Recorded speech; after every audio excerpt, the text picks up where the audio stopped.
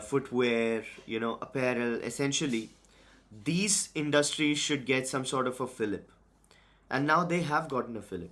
That they're basically going to be duty free, and with them being duty free, they'll have a new market to talk about. And then when it came to what will India give away, right? People were thinking about what we will give away. What we will give away is essentially not that big of a deal. We'll be giving away the ultra uh, expensive automobiles, not the mass market one. They saved the mass market one, right? So some 40,000 pounds above worth of cars will get no duty, and then some scotch and basically scotch whiskey. Scotch whiskey is essentially, people think like, what is scotch, right? People think, what is exactly scotch? Scotch is nothing but whiskey made in Scotland. That's scotch, right? So people are often confused about scotch and whiskey and so on. Scotch is a whiskey made in Scotland. That's what scotch is, right? So premium scotch and distillery items will get less duty. So not much to give away, right? Also, as far as the Indian automotives import is considered, JLR, which is based out of UK, Tata JLR, Tata Jaguar Land Rover, it's essentially an Indian company in UK. Uh, it already already has a local assembly play here, so it makes its cars on a CKD basis. CKD is completely knocked down. So you basically knock down a car parts, and then you export those parts, and then you set up an assembly unit in the country, and you import those cars, bring them together, parts, and bring them together, and then make them. So CKD, that they are already doing the CKD play here, right? So yet, but there are some companies like Aston Martin and so on and so forth.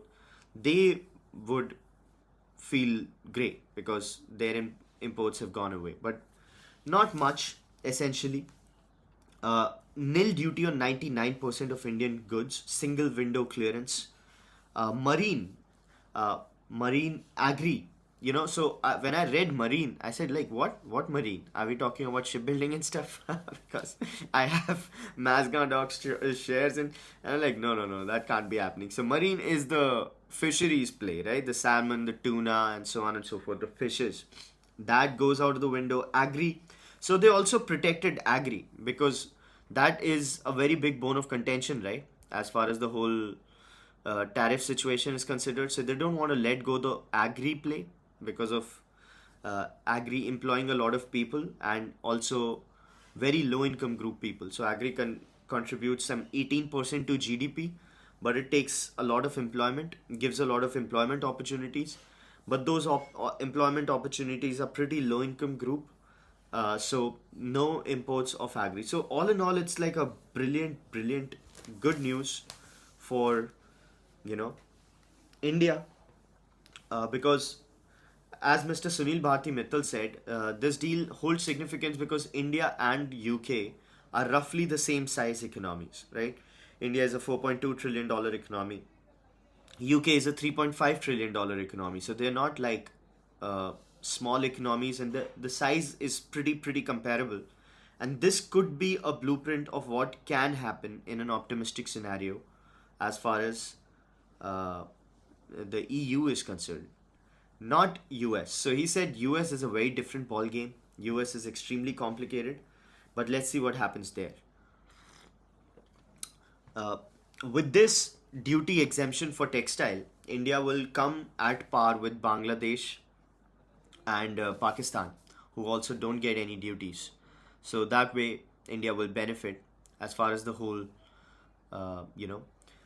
Mr. Tarun says, yeah, eastern states are also are heavy on fisheries. Yes, eastern states are definitely heavy on fisheries, but uh, a state which I not just east, actually, Gujarat is also going heavy on fisheries. Gujarat and the whole left coast, so they are also pretty looking at better exports with this particular norm. So it's not just the Bengal play, you know. It's pretty uh, good for the western part of. On they also have when it comes to the western states, they also have the benefit of better logistics, right? Because the ports and the logistics costs are favorable for Gujarat and Maharashtra and so on and so forth. So let's say their exports get even a bigger fillip. A very good book on this is a book called Marwadis. So that book traces the origin of all business communities in India, and one of them is Marwadis, of course. So they say why Marwadis essentially became such a force in the business community, right? So uh, a lot of geographical implications, or let's say geographical settings, lead to people becoming traders, because you get exposed to so many cultures as a port city.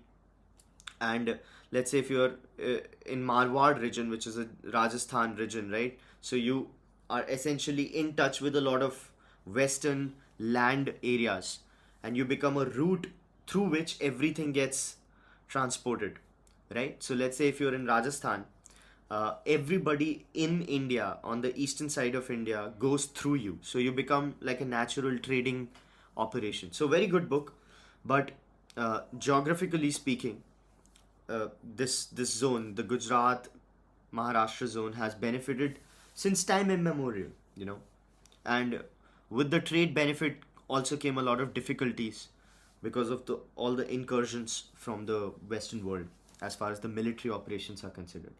So moving on, this basically essentially is a direction in move in the direction of China plus one for a lot of countries because of MNC investments uh, looking at different, you know, uh, manufacturing units, so that it basically in continuation of the whole spiel that was China plus one.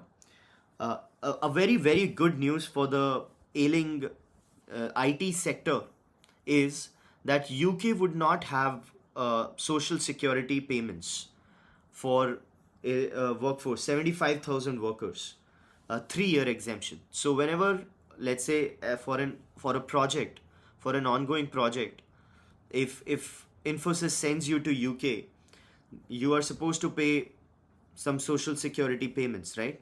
Or that is supposed to be the norm.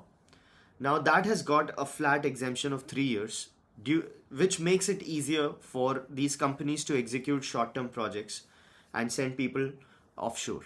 So that is good news for IT industry as well. And what UK is gonna get out of it is basically they'll get investments in favorable terms. They'll 90% of their goods will not get any levies, and average tariff on UK will fall down to 3% from 50%. So earlier, an average product from UK was getting tariffed at 15%. Now it's gonna get tariffed at 3%. So that's that. Pretty interesting. A lot of when you talk about fisheries, when you talk about textiles, when you talk about agri, these are things that employ a lot of people. Even though the in the total sum of things, the transactions might look small, but they employ a lot of people, and this particular thing gives them a serious boost. So good news all the way. Mr. Piyush Goyal did it. He's also very optimistic about what happens with US. He says we are on track. We're going to sign it before 1st August. 1st August is just like 5 days away, right? So he says we're going to do a good job there. And I'm friends with with the people there, and we're looking forward to a very very mutually beneficial deal, which is nice, which is okay. So let's see what happens on 1st August as far as US is considered, because that's going to be a big one. Speaking of US, Mr. Trump had a speech in at an AI summit where he said the days of American companies utilizing US freedom, building factories in China, and hiring people in India are gone. So he literally said the days of American companies making good on US freedom, but setting up factories in China and hiring people in India are gone. They're gonna go America first. So, what did I tell you about all business decisions? Essentially, all business outcomes being the result of political will, right? Everything that China achieved in the last 30 years, it wasn't because China was great. Of course, China did what it could do, but it was because the adversaries, essentially, or let's say not adversaries at the time, partners, were too kind on China. They were just too kind on China. When China blocked internet, when China blocked all sorts of, when China became a very tough place to work as far as their market is considered, they didn't push back. These European guys, these American people, they didn't push back. They just let it happen. And then China became so strong that now we are here where we are. So, speaking of China, there's an interview with Mr. Bajaj, Rajiv Bajaj. He says the magnet mayhem will halt Bajaj production in August. He says we are already working under capacity as far as production of our vehicles is considered. But if this continues in August, we might just be able to halt, we might just be forced to halt the production. So, viewers of Thinker's Frequency would know that Chinese rare earth supply and the blockade of it really hurt the Indian automotive sector, right? The EV manufacturing sector. Because these rare earth magnets are used in motors and in a lot of components as far as the uh, EV and electronics manufacturing, even in speakers and so on and so forth. Now, this has been happening for a couple of months now, and until now, India has been running on supplies. But now they say, I mean, Mr. Rajiv Bajaj says that they are going to run out of supplies and then they might just have to halt the production, which which is a big issue, right? Now, why did China block the rare earth supply? China blocked the rare earth supply, number one, to flex its muscles and show how powerful it is in the global trade, to show US what it can do, uh, you know. And secondly, rare earth supplies magnets are also used in defense manufacturing, defense sector, right? So China essentially wants to ration the defense manufacturing play, right? It doesn't want to help any defense manufacturing to happen on the back of its rare earth supplies. So that's the reason, apparent reason, that they've blocked the supplies. But ever since they've blocked it, the first industry to get hit was the EV manufacturing. The second was the speaker manufacturing, the electronics manufacturing, and then the larger electronics play. So they've really hurt India. And then China also hurt the agriculture sector by blocking fertilizer supply. And now fertilizer supply blockade is a very big deal because what you're looking at is essentially the Rabi season, which is just around the corner, right? And you block the supplies at that moment, it's a very critical moment. So India is able to manage that because there are alternate supplies of the fertilizers like Saudi Arabia, Russia, Morocco, and so on and so forth. So Russia, Saudi Arabia, and Morocco are filling in half of it. Some of it India has 25% of supplies of these products. The fertilizers India has a stock, and the rest 25% is gonna get filled by Russia. So fertilizers are okay, but the rare earth minerals, rare earth magnet is not. So that's a bit of a problem, and that doesn't seem to be getting solved anytime soon. Mr. Tarun says, I think after US India trade deal, we can see how rare earth materials will play out. Okay, so if you're trying to predict, I think the time at which you will be looking at this will not be contingent on India US trade deal. It will be contingent on Mr. Modi ji's meeting in China. That's when you'll probably be looking at. So Indian diplomats, they'll be looking at solving this through whatever deal making necessary by before September's visit of Mr. Modi in China, because he's slated to visit China in September. Of course, they can't wait till then, so they'll try to sort it out before that. But this doesn't have much to do with India and US trade deal. This is a very China centric issue. Uh, you know, so that's that. Moving on.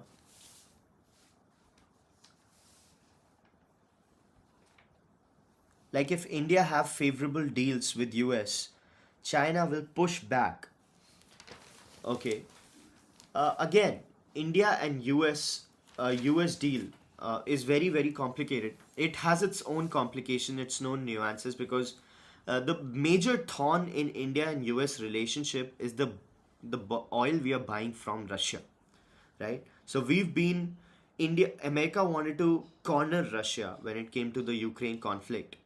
But what happened is, as it sanctioned Russia, as it seized its assets, as it pushed it out of the SWIFT system, as it blew up the Keystone pipeline, which basically was the pipeline with which Russia supplied oil to Europe. When it did all of these things, it expected it to hurt Russia. But it didn't hurt Russia at all because two countries stepped up to support it. One was China and one was India. So China and Russia ended up buying whatever shortfall was happening because of everything, right? So they essentially held the Russian economy.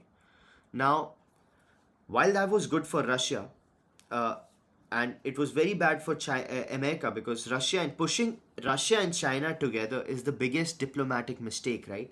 That's what Mr. Trump was heavily against. So he said, if you make enemies with Russia, it's gonna go in the arms of China, and if that happens, US is screwed, right? Because Russia and China together make the largest landmass, the largest number of people, very rich, extremely, resource rich, technologically rich, and so on. And then US is done, right? Because China has a huge share in the global GDP. So you don't want to bring Russia and China together. But that's what happened. And with that, India, always a supporter to Russia and Russia to India. Now US is looking at India with that lens, because it's out of chips, it's out of cards, and it's not being able to stop Russia with whatever means necessary. And now it's basically looking at hurting its allies. So China is the obvious target, is the biggest adversary, but India becomes sort of a, you know, caught in the crossfire kind of a situation. So that's what's happening. India and American deal is less to do with China. We have our own problems, very big ones. So China and India are a very very different and very big situation on their in their own right. So that's that.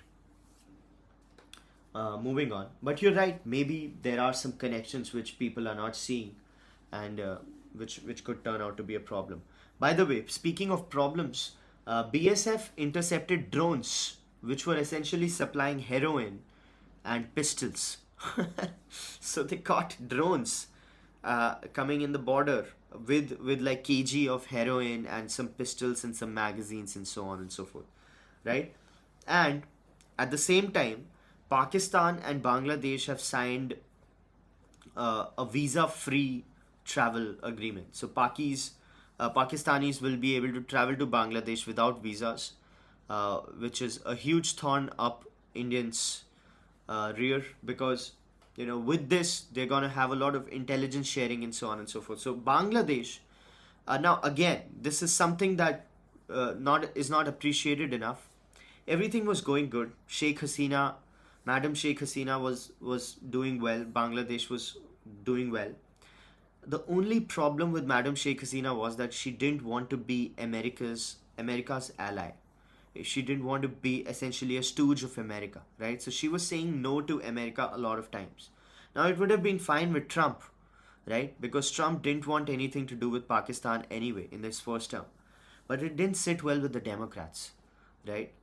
It didn't sit well with the Biden administration. So what did they do? They led this whole student protest, the Awam, the student protest, and they brought it up to such a level that they essentially they managed a coup. They got Madam Sheikh Hasina government out of Bangladesh.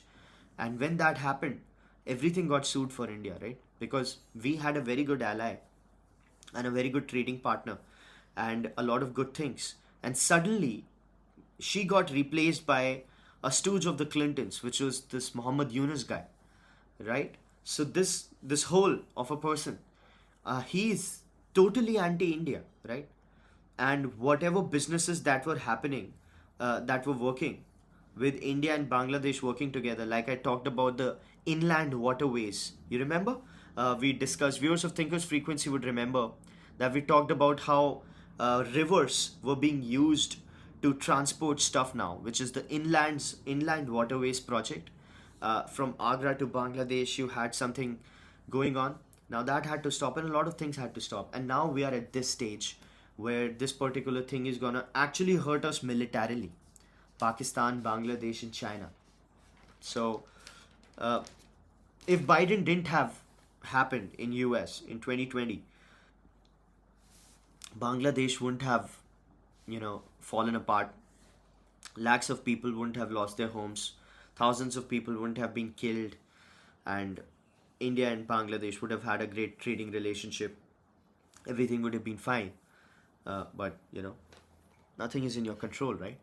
Only few things are in your control. Moving on.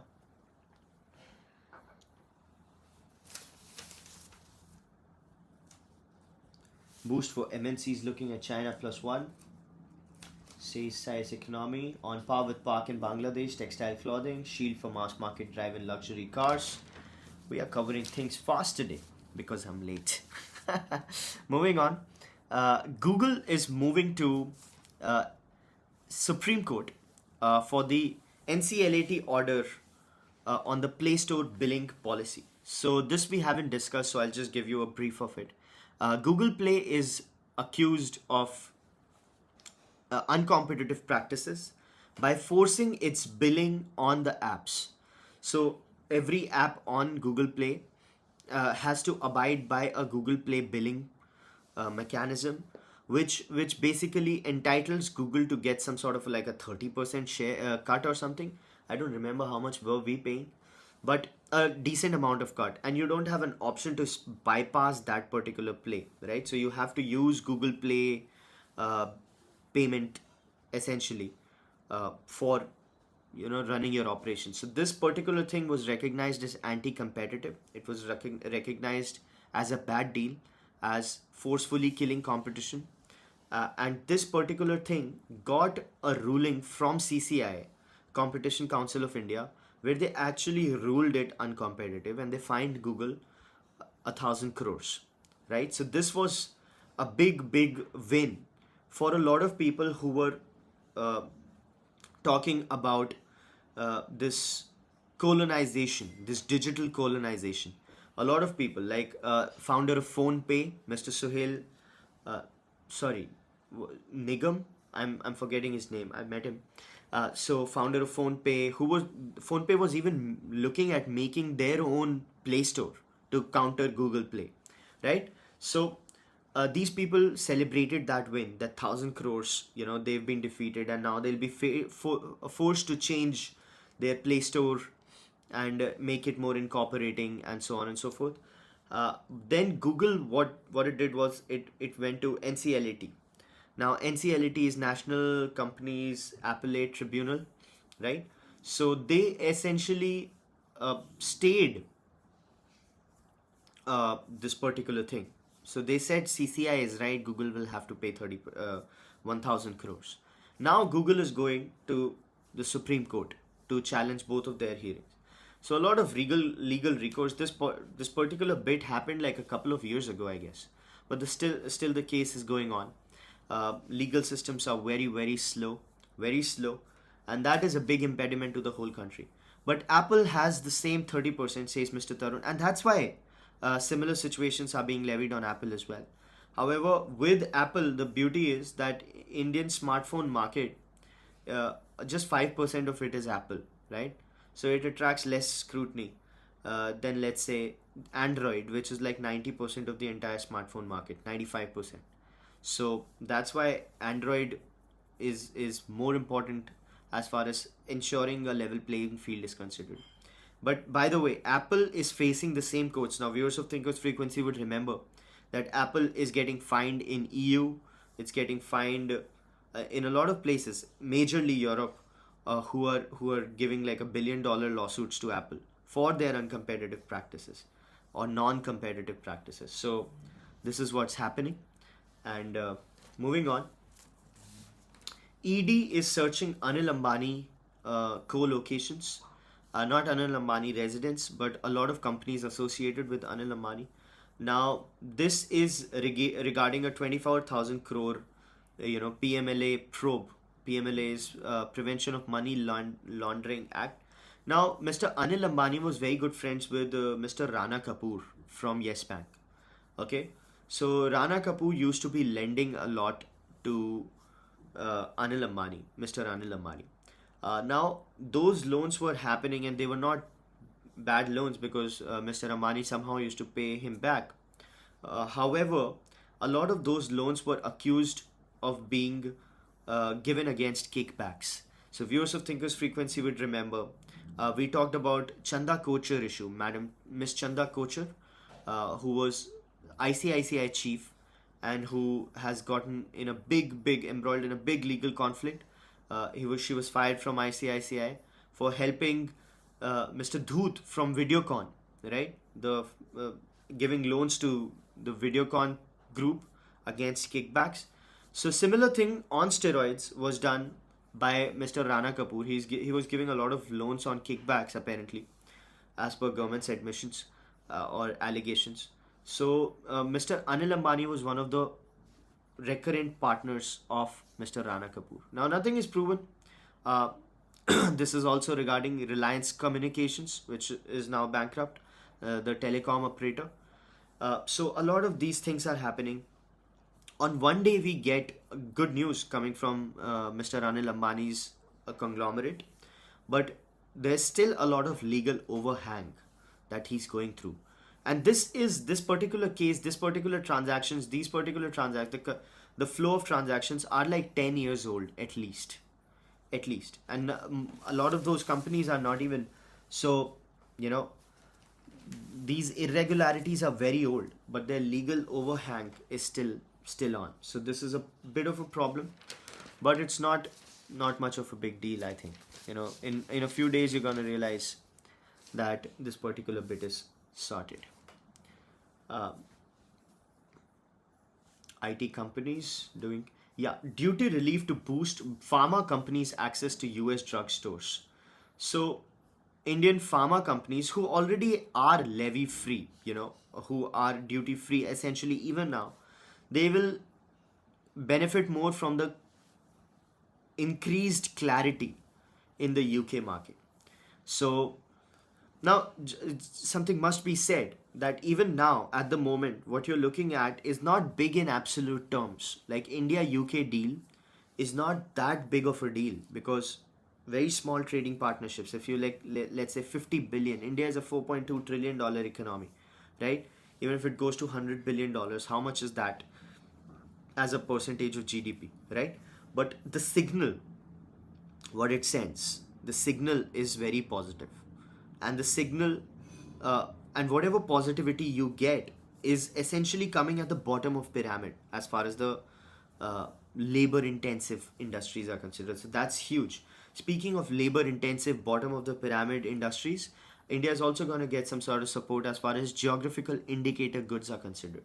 So viewers of Thinkers Frequency would know we talked about Kolhapuri chappals and so on and so forth, and how Prada stole them and so on. Now those kinds of things are gonna get even better IPR protections from UK because of this particular play, right? So good news all the way. Moving on. Whiskies are gonna get expensive a little, the premium ones. But that's a good news for me because I don't drink. Not gonna go expensive. They're gonna be cheaper. But bad news for me because I don't drink. Moving on, a falling rupee may get some lift from a trade deal with US. So rupee has fallen a bit lately. Now, when you talk about rupee falling, a lot of people start jumping into the conclusion that rupee falling is always a bad deal, right? Rupee falling is not always a bad deal, by the way. Rupee falling is a bad deal for India because India imports a lot of crude and India is still an import heavy nation. We are not net exporters. That's why it's a bad deal, but it's a very good deal for people who are exporting things. Because when you export and your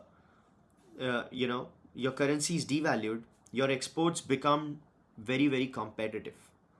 And when they become competitive, you are able to sell more, right? So that's how China essentially won the export game. It devalued its currency, it kept devaluing its currency, even with the GDP growth, even with everything. So that's what Mr. Trump said since 19 uh, early 90s or late 80s. He said, not late 80s, early 90s, mid 90s, he's been saying that China is devaluing his currency. China is devaluing its currency, killing the US trade, right? So currency devaluation isn't such a bad deal. However, that's just a perspective I wanted to give. Currency devaluation becomes a bad deal for India because we are an import heavy nation. But that might just get a lift as far as the trade deal is considered, right? So that's what the report says.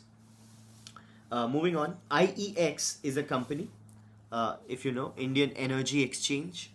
It's a listed company. Its shares fell like 30% just one day because of market coupling norms. So with market coupling, so Indian Energy Exchange is basically an exchange for energy trade, right? So what happens is that they came out with a market coupling play. The government, the regulator. Market coupling is aimed at unifying power prices, resulting in improvement of power trade efficiency across the board. So if you unify the power trade and power prices and making it efficient for uh, them getting traded, the whole value of an exchange goes down, right? So it went down 30%. 30%. It was supposed to be a good stock years ago, but I always smelled bad in it. So IEX, whoever held IEX yesterday must have been very, very sad. Analysts are saying you got to exit the share. If we would have discussed this, we would have talked about never entering it in the first place. So, moving on. Geo BlackRock won't do it all with pricing profitability.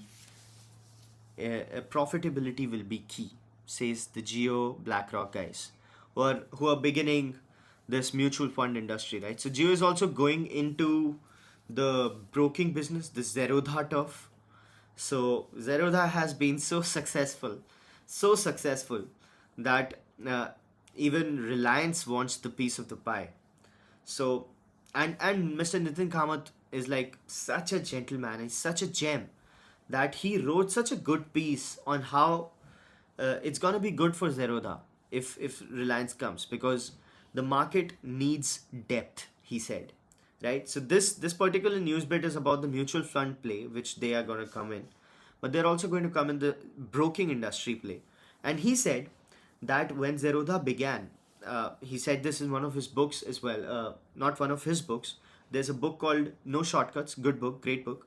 And there's a story of Mr. Nitin Kamath in that book. So he said when we began in 2010, the total active traders were about 1.6 crores, or let's say not even 1.6 crores. 1.6 crores, 16 million, right? 60 lakh or something. Very few traders. So when we kept growing, no industry outsider came in that play, because we offered flat free fee broking. That was different from what Angel One did. They charged commissions as percentages. They also had an advisory model. So this flat free broking was against their business model. So they didn't enter, the incumbents. The new players also didn't enter. Why? Because the industry looked small in total. So all these VCs talk about TAM, right? TAM, total addressable market. So there's an unspoken rule that if the total addressable market is small, you don't enter an industry.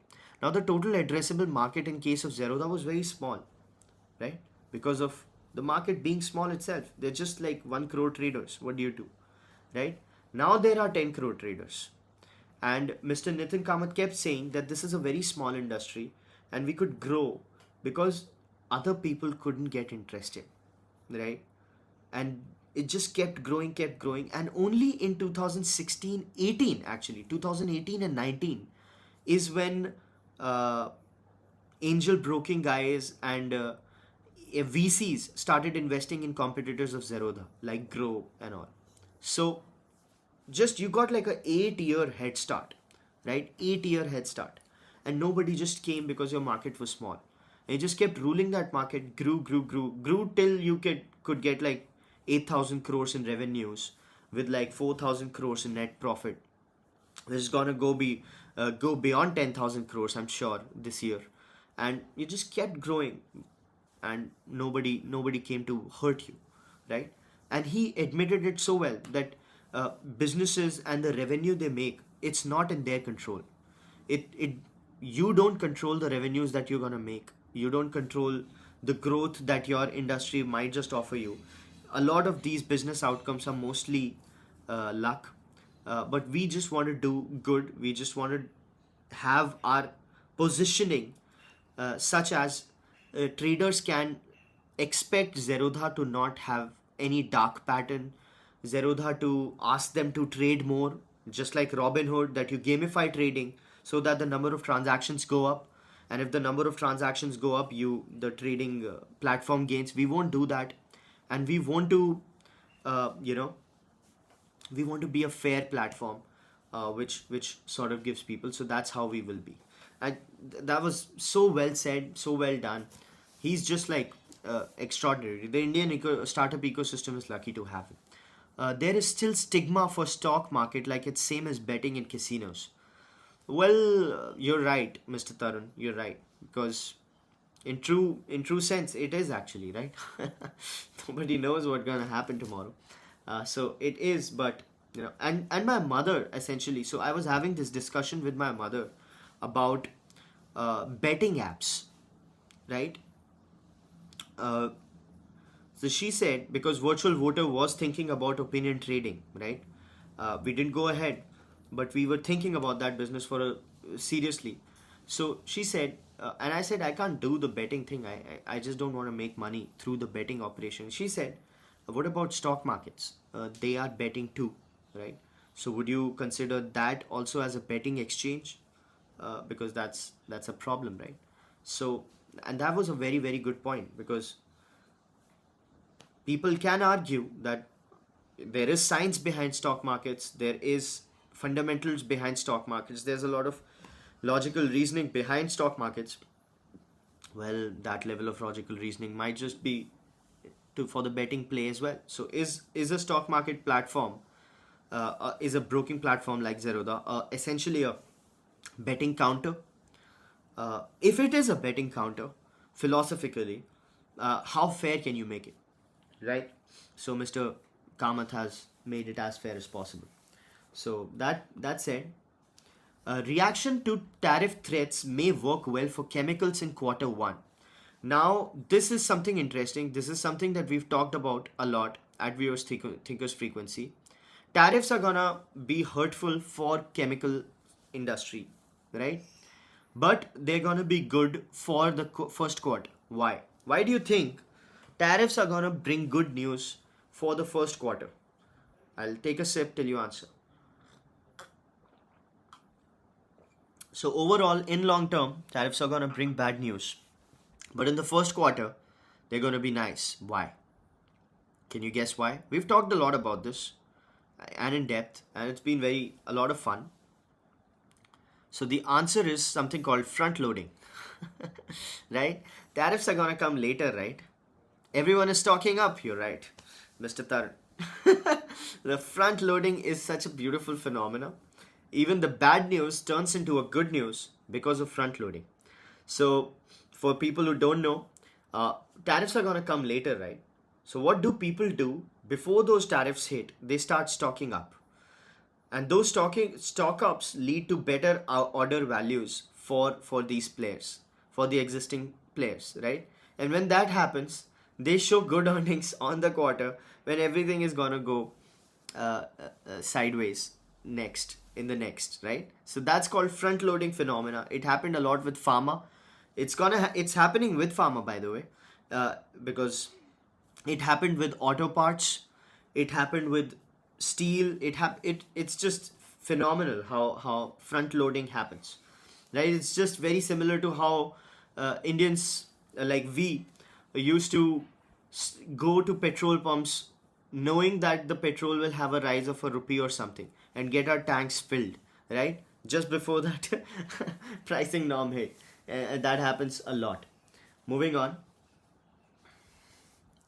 oil companies' captive pipelines may come under regulators' ambit. So regulators are thinking about changing the word dedicated to, uh, you know, specific pipelines. So the oil ministry is planning to bring oil companies' captive pipelines under the ambit of uh, PNGRB, that's Petroleum and Natural Gas Regulatory Board, a move that will help regulator monitor these pipelines and eventually convert them into common carriers when needed. But companies who have these captive or let's say dedicated pipelines are not happy because they don't want to let go of their captive pipelines to get used as shared carriers of so some regulatory action happening there. But overall, this regulatory move is a good news, so not much opposition is going to happen. Speaking of lawyers making money, Zydus has moved to Delhi High Court. Uh, Basically, a lawsuit, if you remember, there was a lawsuit against Zydus by Novo Nordisk uh, about US Squibs, not Novo Nordisk, Squibs patent nivolumab, okay, biosimilar. So Zydus was making a biosimilar of nivolumab, and they said that our patent still stands till 2026. You can't do that, and they said we're not infringing on your patent. So that's the case. Complicated. Biosimilar, essentially, we've discussed, is similar to generic fundamentally because you're creating a copy of a drug, but generic is a direct copy of the drug. Synthetic copy. Biosimilar is essentially using living cells to emulate the characteristics of the original drug. So you use living cells instead of just synthetic chemicals to mimic the behavior of the original drug. So this is a patent infringement case which is happening. Some lawyers are gonna make money. Mr. Tarun says there is also ED probe on Myntra for 1650 crore of FDI violations. Yes, I've heard about this. So this particular bit, that particular bit is about. I'm not perfect with the details of it, but it has a lot to do with how the investments were rooted, because uh, this is a very similar case to how, because obviously Myntra and every VC company, they got money from outside, and then there were some valuation concerns because when the valuation of a company goes down or up or something like that, that extra money is treated as income, and though it's not income. So this was a case for the angel tax thing, which has now been taken away. But I'm not familiar with the detail on that particular case, so I'll steer clear of making a comment. That particular blame. Mr. Trump says companies will face tariff ranging from 15 to 50%. And every economist who said that tariffs won't work, Trump is getting a good news like every week. And he'll just keep getting a good news every week. So imagine the horror of his political opponents who will essentially. Okay, Mr. Tarun says, I'll just finish this.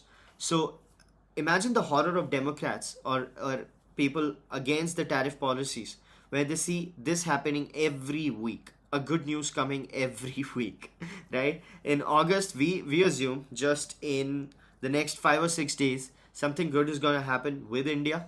So good news right after the other. Myntra and its related entities were engaged in multi-brand retail trading while presenting themselves as operating under a wholesale cash and carry model in violations of India's FDI policy. Oh, is that the case?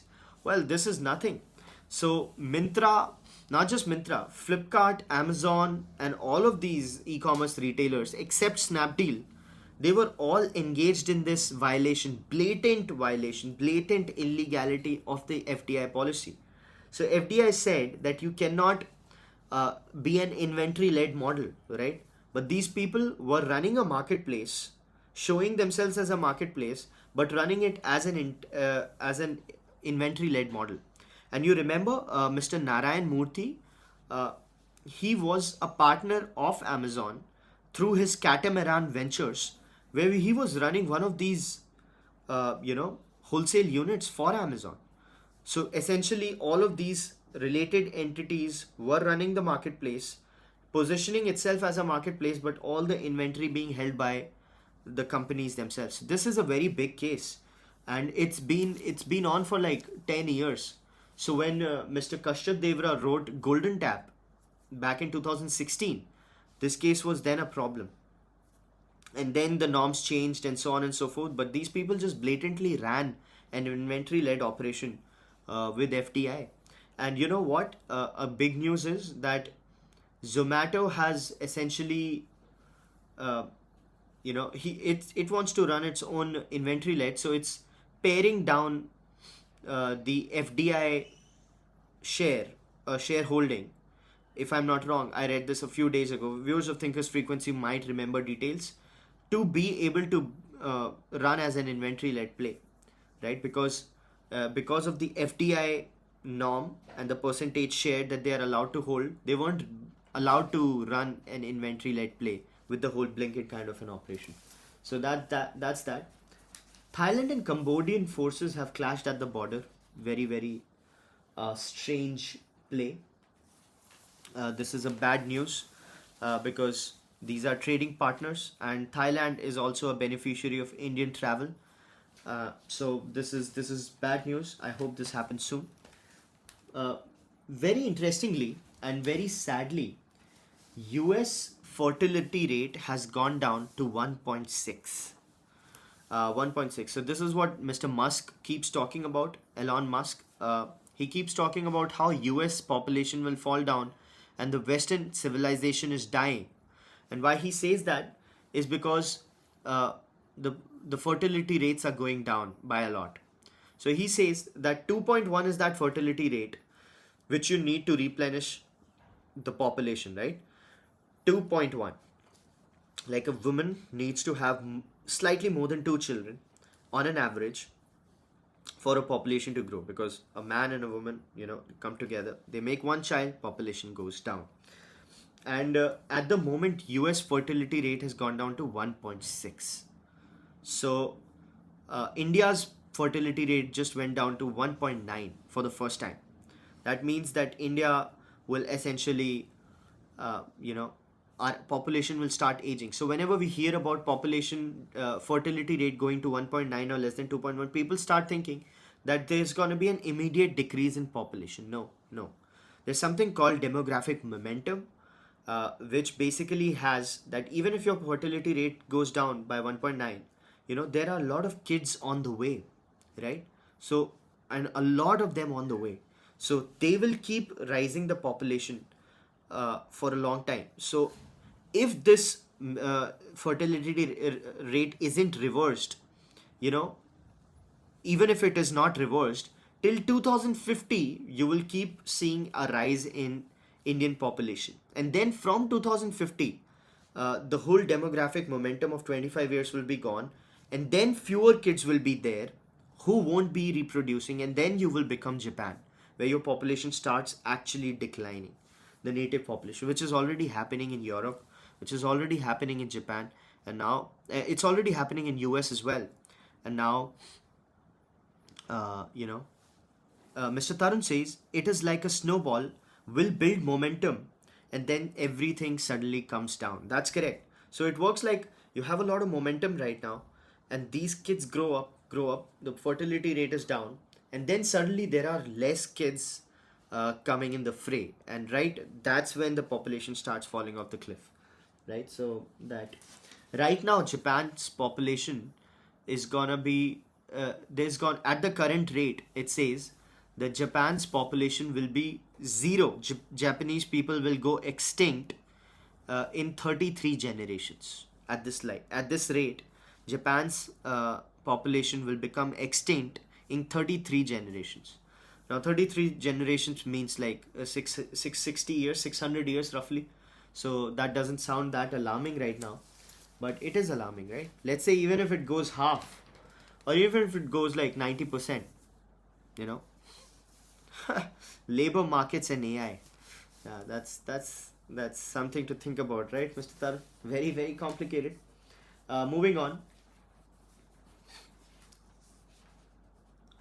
Top six IT firms saw staff additions plunge 72%. 72%. Only TCS and Infosys saw rise in workforce by 5,000 people and 210 people, respectively, in Q1. So, again, the thing I've been harping on for a very long time, that IT's decoupling with hiring has happened. Just 210 people hired by Infosys and 5,000 people hired by TCS. So you can imagine. And the net additions plunging 72%. People saying AI based productivity and margin pressures and so on and so forth. Very bad news for the country because IT gave a lot of people jobs and careers, right? So they began with a low paying job, but then it went up and their careers were made. So people started, like, people make fun that HCL's entry pay is still 30,000 rupees. It was 30,000 rupees 10 years ago as well. But that doesn't matter, right? Because you get into a good career. You get into a good career. They say that, oh, a delivery boy can also make 30,000 rupees. So HCL, but they don't. What they don't realize is that there's a growth path, the career path. You can start making 30,000 rupees right now, but you might just be ending your career with like a 50 lakh pay, right? But that's not possible with a delivery boy. So a delivery boy will make 30,000 rupees till the end of time, right? If he's lucky. If he's lucky. That's a very big if, by the way. So, uh, unfortunately, the only jobs that we are creating right now, at least in the big way, are the delivery boy jobs, and they are not good. Not good. Speaking of not good, Big Basket essentially has a turnover dip because of quick commerce. So this is yet again a very, very interesting thing. What can you hope for when you're building a company? What's the best outcome you can hope for while building a company? You know, can you think about that? Can you think about what can be the best thing to happen to you when you're building a company? The answer is that your competitor just self combusts. You know, your competitor just blows itself up. Now, in a very good book called How I Almost Blew It by late Siddharth Rao sir, who I also got in the podcast, who's the founder of Dentsu Web Chutney. Web Chutney got acquired by Dentsu. He had the story of Sanjeev Bichandani sir when he started Naukri. And in that story, what became clear was that Naukri had Jobs Ahead as the competitor. And Jobs Ahead raised a lot of money. It raised like $30 million back in the day, right? And then Jobs Ahead got acquired by Monster, which is an international giant of a company in Naukri's domain. But then what happened was Jobs Ahead and Monster didn't see eye to eye. And Monster started killing Jobs Ahead, and Jobs Ahead couldn't figure out what to do with Monster. And their infighting, the acquirer and the acquiree infighting, led to an eventual demise of Monster in India. And who gained? Naukri gained. So that's what happened with Naukri, and Mr. Bichandani was a gentleman to, you know, just acknowledge it for the fact that it was. Now, similar things have happened with the quick commerce players like Blinkit and so on. Before Blinkit, Big Basket was a clear market leader and did a lot of great work, right? But then Big Basket got acquired by Tata. And Tata, what it started doing was started screwing Big Basket like mercilessly with its whole Tata new business, right? Idea. That $2 billion debacle that was Tata new. It was trying to kill, it basically killed 1MG, it killed Big Basket. Now 1MG itself got lucky in the similar way because PharmEasy imploded, right? You remember? PharmEasy bought Thyrocare, they got under debt and just imploded. So 1MG got lucky, but Big Basket just got embroiled in this bigger conflict when the acquirer has different ideas on what to build. They want to build a super app, so they screw every company under their umbrella. That's what happened with Big Basket. So it just got left behind in the whole fray of things as far as quick commerce is considered. And now it's not even mentioned when we're talking about quick commerce companies, right? Uh, Nvidia's AI chips worth $1 billion on sale in China's black market. Nvidia, the world's most valuable company, its things are getting sold in black market. That's how valuable the product is. And when it's not sold in the black market, China sends its techies to Singapore to access the chips, train their models on them, and then take all the equipment back. So a lot of crazy stuff happening. Speaking of the world's most valuable company, Mr. Musk says that Tesla will be the world's most valuable company after robotaxi and humanoid robots, which is Optimus, are gonna be live. So that's what Mr. Musk is saying. If it becomes like a $4 trillion company, uh, Mr. Musk will be essentially the world's first trillionaire. Do you think Mr. Musk will be world's first trillionaire? I have no doubts about it. Moving on.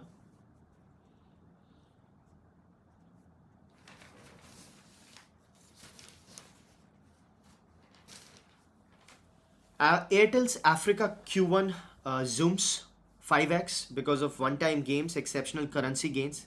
Airtel's Africa business has been hurt by currency fluctuations a lot. Viewers of Thinker's Frequency would remember the Nigeria business. Their earnings just went to one third because Nigeria's currency itself just blew up. That kind of thing happened with Airtel. But right now, Airtel's Africa's Q1 has zoomed. Currency gains, strong operations, tariff tweak, and mobile money services offer performance. Most women exit blue grey collar jobs within a year, finds a survey. A survey has been conducted about women's involvement in the blue grey collar business. So a lot of women employment was happening with these delivery operations and these cab operations and so on and so forth. But they found out that not even half of them stay in those jobs in just a year, which is not really a surprise, right? Is it surprising to you that this particular thing doesn't get a lot of people? I don't think it is much of a surprise, right? Speaking of surprises, Mr. Goel says that US is going to be a bigger opportunity for India, and all eyes on August 1, right? What happens when that happens? BKG is inking a deal with Nepal's CG Foods, Chaudhary Foods. They make YY.